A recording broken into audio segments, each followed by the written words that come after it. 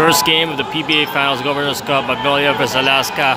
Magnolia hot start 7-0, and Alaska had to call a timeout. See if they find the first point of Alaska. Still nothing. Oh man! Still haven't find any score. Nothing still. Well, 15-0. Finally. 15-1.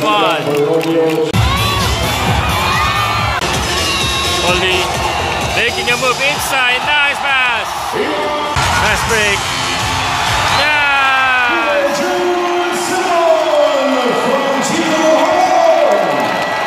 21. Lamang pa rin ang Magnolia. Inside now. Good pass.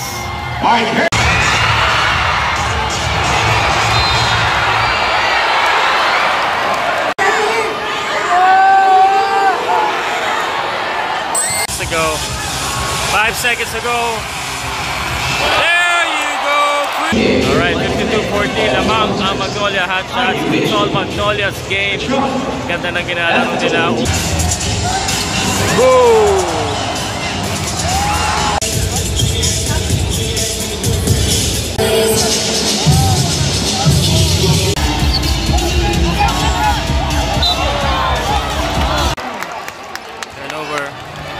On all the way.